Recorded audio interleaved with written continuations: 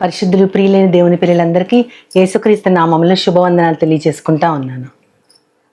ఈరోజు లెంట్ అని మనం పాటిస్తున్నటువంటి ఈ లెంట్ కాలంలో మొదటి ఆదివారం. దీనికోసం పెద్దలు మనకు ఏర్పాటు చేసినటువంటి పాఠ్యాంశాలు చాలా విలక్షణంగా దేవుని యొక్క ప్రత్యేకమైన ప్రణాళిక, మనం కోల్పోయింది, ఇవన్నీ కలిపి చెప్పినటువంటి దేవుడు మనకి ఇవ్వబోయేది. ఫ్యూచర్లో దేవుడు మనకి ఏమి ఇవ్వబోతున్నారో కూడా ఆయన యేసుక్రీస్తు వారే చెప్పడం, ఈ 3 పాఠాలు నాకు చాలా అద్భుతంగా అనిపించాయి. దానిలో పాత నిబంధన పాఠ్య భాగంగా ఏమిచ్చారు దాని గురించి ఆఖరణ ప్రస్తావించుకుందాం. కానీ మొట్టమొదటి పత్రికా వాక్య భాగం తీసుకుంటే యాకోబు గారు రాసిన పత్రిక 1వ అధ్యాయము 2వ వచనం నుంచి 15 వచనాల దాకా ఇచ్చారు. అందులో ఏముంటదంటే, విశ్వాసానికి కలిగే పరీక్ష ఓర్పును పుట్టిస్తుందని మొదట ఉంటుంది. తర్వాత జ్ఞానము కొదువైన వారు దేవుణ్ణి అడగాలి అని ఉంటుంది. అంటే దేని గురించి దేవుణ్ణి అడగాలి అంటే, మన విశ్వాసానికి కలిగే పరీక్ష ఓర్పును పుట్టించునని ఎరిగి మీరు శోధనలో పడినప్పుడు అది మహానందమని ఎంచుకొనుడి. అందుకంటే మీరు సంపూర్ణులు, అనూనాంగులు, కొదువలేని వారుగా ఉండాలని ఓర్పు తన క్రియని మీలో కొనసాగించాలి. ఇది కొంచెం క్లిష్టతరంగా, కాంప్లికేటెడ్గా అనిపిస్తుంది. కానీ మన విశ్వాసానికి ఎప్పుడైనా పరీక్ష కలిగినప్పుడు మనం ఓర్చుకోవాలి. కానీ అది ఎంతవరకు ఓర్చుకోవాలో మనకి తెలియదు. కానీ ఆ ఓర్పు మనలో, మన జీవితంలో మనం ఎన్ని సంవత్సరాలు జీవిస్తాం తెలియదు. కానీ మన విశ్వాసానికి ఎప్పుడు పరీక్షలు కలుగుతూనే ఉంటాయి. మన ఓర్పుకి హద్దు అనేది లేకుండా దేవుడు దానిని ముందుకు తీసుకెళ్తూనే ఉంటారు.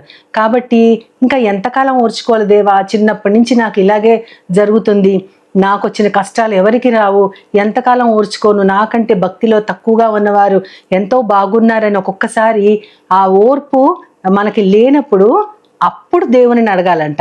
నాకు జ్ఞానం ఇవ్వు తండ్రి, ఎంతవరకు ఓర్చుకోవాలో అని. మీలో ఎవరికైనా జ్ఞానము కొదువుగా ఉన్న ఎడల వాడు దేవునిని అడగవలెను, ఆయన ఎవరిని గద్దించకుండా ప్రతి వానికి ధారాళముగా దయచేయనని ఉంటుంది. జ్ఞానం అంటే నేను చిన్నప్పుడు మామూలుగా చదువుకోవడానికి జ్ఞానం, ఫస్ట్ ర్యాంక్ సంపాదించుకోవడానికి జ్ఞానం, ఇవే ఆలోచించేదాన్ని. కానీ జ్ఞానం అంటే మన జీవితంలో ఓర్పు ఎంతవరకు మనకి ఉండాలి, ఎన్ని పరీక్షలైనా తట్టుకోవడానికి మనకు ఓర్పు ఎంత అవసరమో ఆ రకమైన జ్ఞానం మనకి కలగాలంటే అది దేవుణ్ణి అడగాలంట. ఎంతకాలం ఓర్చుకోను అని దేవుణ్ణి అడగాలి. అడిగినప్పుడు ఆయన తప్పకుండా మనకి జవాబిస్తాడు. ఆ జ్ఞానాన్ని ఎంతకాలం ఊర్చుకోవాలో కూడా ఆ జ్ఞానాన్ని మనకి ధారాళంగా దయచేస్తాడు. ఎందుకంటే ఈ ఓర్పు అనేది తన క్రియను కొనసాగిస్తానే ఉంటుందంట. ఎప్పటి వరకు అంటే పరలోక రాజ్యం మనం చేరుకునే వరకు, ఈ భూలోకాన్ని విడిచిపెట్టే వరకు. ఎందుకు ఆ ఓర్పు మనలో ఆ క్రియను కొనసాగించాలి? ఆ ఓర్పు ఎంతకాలము మనలోనే ఎందుకు ఉండాలి అంటే, మనము సంపూర్ణులము, అనూనాంగులము, కొదువలేని వారమై ఉండాలి. అన్నిట్లో కూడా పర్ఫెక్ట్. ఇది నువ్వు ఓర్చుకోలేకపోయావే అని దేవుడు మనల్ని అడగకూడదు. ఇది కూడా సహించలేకపోయావా, అంత పెద్దది సహించావు కదా, ఇది కూడా ఎందుకు ఓర్చుకోలేకపోయావు, ఇంతేనా నువ్వు ఓర్పు, నా దగ్గర నుంచి నేర్చుకున్నది ఏంటి అని దేవుడు అడగటానికి వీలు లేనంతగా మనం కొదువలేని వారై ఉండటానికి దేవుణ్ణే మళ్ళీ మనం జ్ఞానం అడగాలి. నాయన నేను ఓర్చుకోలేకపోతున్నాను, నా జ్ఞానాన్ని ఇవ్వని దేవుణ్ణి అడిగితే తప్పకుండా ధారాళంగా దయచేస్తాడని చెప్తూ అక్కడ ఆ వచనాల్లో కింద ఏమని ఉంటుందంటే, ఆయన ఎవరిని గద్దించడు, అందరికీ ధారాళంగా దయచేస్తాడు అని. కానీ అడిగేవాళ్ళు సందేహం లేకుండా అడగాలి. ఎందుకంటే సందేహం ఉంటే గనక గాలి చేత రేపబడే సముద్ర తరంగం లాగా, అంటే అది ఎక్కడికి వెళ్తుందో, ఎప్పుడు వస్తుందో, ఎక్కడికి వెళ్తుందో తెలియదు. అది అలాగా విసిరివేయబడినట్టు ఆ సందేహించేవాడు అలాగుంటాడు. ఆ సందేహించేవాడు ద్విమనస్కుడై ఉంటాడు, తన మార్గాలలో స్థిరత లేకుండా ఉంటాడంటే 2 విధాలుగా ఆలోచిస్తాడు. దేవుడు ఓర్చుకోమన్నాడు కదా అని కాసేపు ఆలోచిస్తాడు, కాసేపు ఏమో స్థిరత్వం లేకుండా సరే ఓర్చుకుంటాను కానీ ఇంకెంతకాలం ఓర్చుకోవాలి. ఈ విధంగా 2 ఆలోచనల మధ్య అక్కడ ద్విమనస్కుడై అని ఉంటుంది. 2 విధాలుగా ఆలోచించుకుంటా స్థిరత లేకుండా ఉంటారు వాళ్ళ మార్గంలో. అంటే జ్ఞానము కొదువైనప్పుడు దేవుడు అడగమన్నాడు. దీనికి మనము ఆదికాండం మనకి ఇవ్వబడిన పాఠ్య భాగంలో 3వ అధ్యాయం మొత్తం ఇచ్చేశారు. పాత నిబంధనలో 3వ అధ్యాయంలో ఏముంటుందో ప్రతి ఒక్కరికి తెలుసు. అది తెలియని వాళ్ళు ఎవ్వరుండరు. ఏ విధముగా ఆ అవ్వమ్మ ఆదాము దేవుడికి వ్యతిరేకంగా నడిచి తమ మీదకి ఆ శాపాన్ని కొని తెచ్చుకున్నారో అది 1 నుంచి 24 వచనాల వరకు ఉంటుంది. అయితే అక్కడ అవ్వమ్మ ఆ పండు చూసినప్పుడు 3వ వచనంలో ఉంటుంది, ఆమె ఆ పండును చూసినప్పుడు అది ఆహారానికి మంచిది, కన్నులకి అందమైనది, తర్వాత వివేకం ఇచ్చే రమ్యమైనది. ఇక్కడ 3 వచ్చేసినాయి. నేత్రాస, శరీరాస, జీవపుడంబము. ఈ 3 కూడా ఆహారానికి మంచిది. ఆ తర్వాత కన్నులకి అందమైనది, వివేకం ఇచ్చే రమ్యమైనది. ఈ 3 ఆశలు కూడా ఆమె ఆ ఆశని తట్టుకోలేకపోయింది. కానీ ఆమెలో సందేహాన్ని క్రియేట్ చేసిన వాడు సర్పం రూపంలో ఉన్న అపవాది. ఆమెకి సందేహం వచ్చినప్పుడు, అంటే అతను అబద్ధాలు చెప్పి ఆమెని ఇంకా ఆమె కలిగిన సందేహాన్ని పెంచాడు, దానిలో స్థిరపడేటట్లు చేశాడు. ఈమె ఇప్పుడు ద్విమనస్కురాలై ఉంటది. దేవుడు ఇందాక మనం చూసింది అదే కదా, సందేహం వచ్చిన వాడు 2 రకాలుగా ఆలోచిస్తాడు, ఏది కరెక్టు, దేని ప్రకారం చేయాలి. ఇప్పుడు ఈమెకి ఆ ద్విమనస్క తత్వం వచ్చింది, ఆ మనస్తత్వం వచ్చింది ఆమెకి.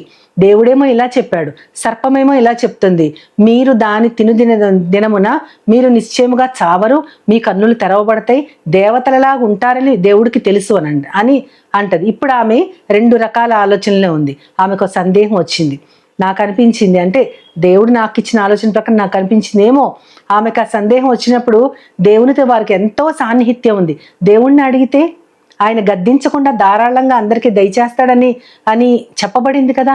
వాళ్ళు అడిగేటటువంటి ఆ రేపో కూడా వాళ్ళకు ఉంది, అంత సమీపంగా దేవుడితో ఉన్నారు. కానీ ఆమె అడగలేదు. ఆమె ఏం చేసింది ఆ తర్వాత మనకు తెలుసు. అదే యాకోబు పత్రికలో దేవుడు ప్రస్తావిస్తారు. ఏమని ఉంటదంటే అక్కడ ఆ 10వ వచనం నుంచి 15వ వచనం వరకు, శోధనను సహించువాడు ధన్యుడు అని ఉంటది. అంటే వీరికి కలిగింది శోధన. ఎవరికి?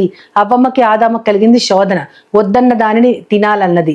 ఆ ద్విమనస్తత్వం వాళ్ళలో కలిగింది, శోధన కలిగింది వాళ్ళకి. దేవుడు కీడు విషయము ఎప్పుడు శోధించడు, అది కీడే.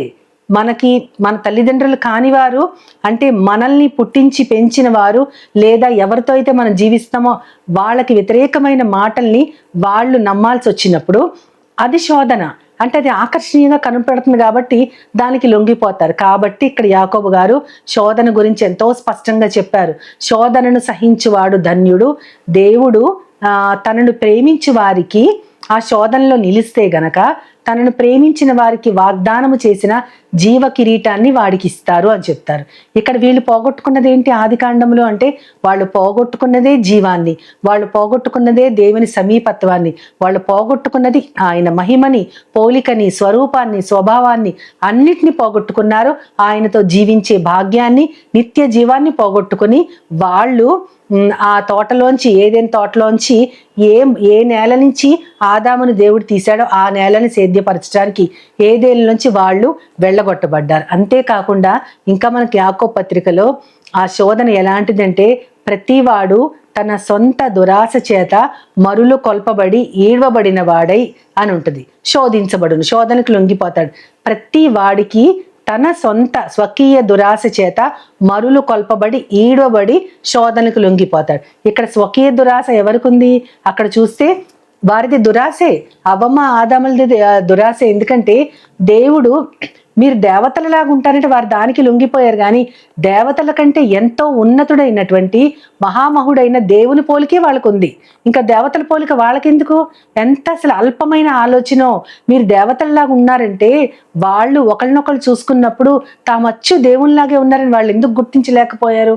అక్కడ వాళ్ళలో స్వకీయమైన దురాశ పుట్టి మరులు కొల్పబడి ఈడ్వబడి వాళ్ళు శోధనకు లొంగిపోయారు. కాబట్టి అలాంటి వారు దురాశ దాని గురించి ఉంటుంది. 15వ వచనంలో మళ్ళీ యాకోబు పత్రికలోకి వస్తే 15వ వచనంలో ఏముంటదంటే, దురాశ గర్భము ధరించి పాపమును కనును, పాపము పరిపక్వమై మరణమును కనును. వారు దురాశ చేత ఈడవబడ్డారు, ఆ తర్వాత పాపము చేశారు, మరణాన్ని కూడా పొందారు. ఎంత చక్కగా మన పెద్దలు ఈ రెండింటికి కనెక్ట్ చేశారో కదా. ఆ ఆది కాండంలో వాళ్ళు ఏం కోల్పోయారో దానినే ఇక్కడ యాకోబు గారు ఎంతో స్పష్టంగా చూపిస్తా ఉన్నారు. ఎలా మనం ఓర్పుగా ఉండాలో, ఎలాగ సందేహం వస్తే ఎంతకాలం ఓర్చుకోవాలో, జ్ఞానం దేవుణ్ణి అడగాలో, ఏ విధంగా మనము దురాశకి లొంగిపోతే మరణాన్ని కొని తెచ్చుకుంటామో ఎంతో స్పష్టంగా చూపించబడింది. ఇక మనకి ఇవ్వబడినటువంటి పత్రిక సువార్త వాక్య భాగము లూకాసు వార్త 22వ అధ్యాయము, అక్కడ 23 నుంచి 34 వచనాల వరకు, తమలో ఎవరు గొప్పవాడని వాళ్ళల్లో వాళ్ళకి శిష్యులకి ఒక వాదం పుడుతుంది. అది ఎప్పుడు పుట్టిందంటే, లాస్ట్ సప్పర్, దేవుడు ఆఖరి భోజనం అప్పుడు ఆయన నా రక్తం వలన కొత్త నిబంధన, నా శరీరాన్ని గుర్తు చేసుకుంటూ మీరు ఇది చెయ్యండి అని వాళ్ళకి ఆ ఆఖరిలో ఇచ్చినటువంటి ఆ సమభాక్తపు ఆహారము తర్వాత వాళ్ళల్లో వాళ్ళకి ఎవరు గొప్పవాడని వివాదం పుట్టినప్పుడు యేసుక్రీస్తు వారు వాళ్ళకి చెప్తా ఉంటాడు. అన్యులలో అయితే రాజులు ప్రభుత్వం చేస్తారు, వాళ్ళ మీద అధికారం చేసిన వాళ్ళని వీళ్ళు ఉపకారులు అంటారంట. అంటే ఉపకారం చేసేవారే రాజులుగా ఉంటారు, మా మీద ప్రభుత్వం చేస్తారని అన్యులలో వాళ్ళు భావిస్తారు. కానీ మీలో గొప్పవాడు అలా ఉండకూడదంట. గొప్పవాడు ఎలా ఉండాలంటే చిన్నవానిలాగా ఉండాలి. మీలో అధిపతి ఎలా ఉండాలంటే పరిచర్య చేసేవాడిలాగా, పరిచారకునిలాగా ఉండాలని యేసుక్రీస్తు చెప్పుకుంటూ, నిజముగా గొప్పవాడు ఎవరు? పంక్తిని కూర్చుని భోజనం చేసేవాడా లేదా పరిచర్య చేసేవాడా? పంక్తిని కూర్చునేవాడే కదా గొప్పవాడు. కానీ నేను మీ మధ్య ఎలా ఉన్నానో పరిచర్య చేసేవానిలాగే ఉన్నానని తన గురించి చెప్పుకుంటూ, నా తండ్రి నాకు రాజ్యము నియమించినట్లు నేను కూడా మీ అందరికీ కూడా నాతో పాటు నా బల్ల వద్ద అన్నపానాలు పుచ్చుకుంటూ మీరు నాతో పాటు సహవాసం చేయగలిగేలాగా ఇశ్రాయేలు 12 గోత్రాలకు కూడా తీర్పు తీర్చే వారిలాగా మిమ్మల్ని నేను ఉంచబోతున్నానని, అప్పుడే భవిష్యత్తులో ఏం జరగబోతుందో దేవుడు వాళ్ళకి స్పష్టంగా తెలియజేశాడు. అంతేకాకుండా ఆయన పేతురుతో అంటా ఉంటాడు, సీమోను, సాతాను మిమ్మల్ని గోధుమల్లాగా పట్టి జల్లించాలని కోరుకుంటున్నాడు. గోధుమల్లాగా పట్టి జల్లించడం అంటే జల్లించినప్పుడు అన్ని స్కాటర్ అయిపోతాయి. సహవాసంలో అక్కడ చాలా మర్మయుక్తమైన అర్థం ఉంది. ఏంటంటే సహవాసంలో ఉన్నప్పుడే ఒకరిని ఒకరు చూసి వాచ్ చేసి హెచ్చరించుకుంటూ ప్రార్థన చేసుకుంటూ దేవుని కోసం ఇతరులలో మంట పుట్టించగలిగేలాంటి గొప్ప కార్యాలు మనం సహవాసంలోనే చెయ్యగలము. సహవాసం కోల్పోతే, స్కాటర్ అయిపోతే, ఎక్కడ వాళ్ళు అక్కడ పడిపోతే వాళ్ళల్లో ఉద్యమం ఉండదు. అందుకనే సాతాను మిమ్మల్ని జల్లించాలని కోరుకున్నాడు. కానీ నేను నీ నమ్మిక తప్పిపోకూడదని నీ గురించి మనవి చేశానంటాడు దేవుడు. అద్భుతం కదా. యేసుక్రీస్తు వారు ప్రత్యేకంగా పేతురు గారి గురించి ఆయన ప్రార్థన చేశాడు. మరి యూదా ఇస్కరియోతు గురించి ఎందుకు ప్రార్థన చేయలేదు అంటే, ఆయన హృదయాన్ని లక్ష్య పెట్టే దేవుడు. యూదా ఇస్కరియోతు ముందు నుంచి దొంగ స్వభావమే కలిగి ఉన్నాడు అతను.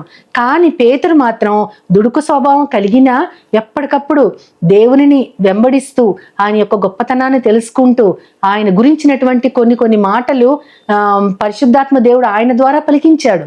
దేవుడు అంటే, యేసుక్రీస్తు వారంటే ఆయనకి ఎంతో ఒక మహా ఉన్నతమైన ఆలోచన కలిగిన వ్యక్తి. అందుకని పేతురు గారి గురించి ఆయన నమ్మిక తప్పిపోకూడదని యేసుక్రీస్తు వారు కోరుకున్నారని ఆయన స్వయంగా చెప్పారు. కాబట్టి నువ్వు స్థిరపడ్డ తర్వాత నీ సహోదరులని నువ్వు మార్గము తప్పిపోకుండా చూడంటారు. అందుకని ఆఖరిలో పేతురుతో యేసుక్రీస్తు వారు 3 సార్లు కూడా ప్రేమిస్తున్నావా, నన్ను ప్రేమిస్తున్నావా, నన్ను ప్రేమిస్తున్నావా అని పదే అడుగుతారు. ఎందుకంటే ఆయన ఇక్కడే చెప్పేశారు, నువ్వు స్థిరపడిన తర్వాత నీ సహోదరుల్ని మార్గంలో నడిపించు అంటారు. దానికోసమే ముందుగా పలికారు. అప్పుడు పేతురు గారు ఏమంటారు, అందరి శిష్యుల ముందు ఏమంటారు, ప్రభువా నీతో పాటు మేము మరణములోకి చెరలోకి కూడా వచ్చేస్తాం అంటారు. కాదు, ఈ రోజే 3 సార్లు నువ్వు నన్ను ఎరగనని చెప్తావని అంటారు. అంటే యేసుక్రీస్తు వారికి సర్వము తెలుసు. ఆయన హృదయ అంతర్లీనముకున్న ప్రతి ఆలోచన ఆయనకు తెలుసు. ఎవరు తనవారో ఎవరు కారో కూడా తెలుసు. కానీ ఎంత దయగల దేవుడు అంటే, ఆయనకి యూదా ఇస్కరియోతు గురించి తెలిసినా సరే అతనిని తనతోనే ఉండనిచ్చాడు. పేతురు కోసం మాత్రం వేడుకున్నాను, నీ నమ్మిక తప్పిపోకూడదని వేడుకున్నాను అంటాడు. ఇప్పుడు కూడా మనము ఏదైనా శోధనలో పడినప్పుడు, దేవా ఈ శోధనలోంచి నన్ను తప్పించు, దయచేసి నాకు ఈ శోధనలో తప్పించి ఉపాయం ఇవ్వంటే, మన కోసం దేవుడు విజ్ఞాపనకర్తగా దేవుడి దగ్గర యేసుక్రీస్తు వారు కుడి పార్శ్వాన ఉన్నారు కాబట్టి మన కోసం ఆయన వేడుకుంటారు, మన నమ్మిక తప్పిపోకూడదని వేడుకుంటారు. అంతేకాకుండా మన శోధనని సహిస్తే మనకి వాగ్దానం చేసిన జీవ కిరీటాన్ని ఆయన ఇస్తారు. కాబట్టి మనము మన ఆది తల్లిదండ్రులు ఏదైతే ప్రతి దానిని కోల్పోయిన వాటన్నిటిని కూడా రెండింతలుగా మనకి ఇవ్వడానికి ఈ లోకంలో శ్రమ పడటానికి మాత్రమే ఆయన వచ్చారు. శ్రమ పడుతూ మనకి సమస్తాన్ని కూడా ఆయన రిస్టోర్ చేసే దేవుడై ఉన్నారు. కాబట్టి ఆ ప్రభువుని ప్రేమిస్తూ శోధనని సహిస్తూ జీవ కిరీటాన్ని పొందటానికి, అంతము వరకు మనం సహించటానికి, అంతము వరకు సహించిన వాడే రక్షింపబడని ఉంటుంది. అప్పటి వరకు కూడా సహించటానికి ఎంత ఓర్పు మనలో ఉండాలో ఆ జ్ఞానం లేకపోతే దేవుణ్ణి అడిగి తెలుసుకోవడానికి, ఆయన రాజ్యములో నిత్యము జీవించడానికి, మనమందరము కూడా పాలిభాగస్తులు అవ్వడానికి దేవుని కోరుకుంటూ ఆయన సహాయాన్ని వేడుకుంటూ చిన్న ప్రార్థన చేసుకుందాం. ప్రేమమయుడా, ప్రియ పరలోకపు తండ్రి, నాయన పెద్దలు మాకు నిర్ణయించిన పాఠాలలో ఎంత అద్భుతంగా ప్రభా నీ యొక్క గొప్ప ప్రణాళిక, మేము దారి తప్పిపోయిన వారమై ద్విమనస్కులమై ఉన్నప్పుడు అస్థిరంగా ఉన్న మమ్మల్ని నీ దారిలోకి రప్పించడానికి ప్రవ్వా ఏ విధంగా నువ్వు మాతో ఈరోజు మాట్లాడావో మేము చూసాం ప్రవ్వా. మేమందరం కూడా శోధనని సహించాలి ప్రవ్వా, నువ్వు ఇచ్చిన జీవ కిరీటాన్ని పొందాలి ప్రవ్వా. ఎందుకంటే మమ్మల్ని ప్రేమించి వాగ్దానం చేశారు, అందుకని మేము శోధనని సహించాలి. దానికోసం మీరు మాకు నమ్మిక తప్పిపోకుండా ఉండగలుగునట్లు సహాయం చేయమని మా పక్షాన తండ్రిని వేడుకొమ్మని ప్రవ్వా నీ ప్రియకుమారుడు నా ప్రియ ప్రభువైన యేసుక్రీస్తు వారి ద్వారా కోరి ప్రార్థిస్తున్నాను ప్రియ పరమ తండ్రి. ఆమేన్ ఆమేన్ ఆమేన్. వందనాలు. As Jesus now, He's always near, with open arms, He's always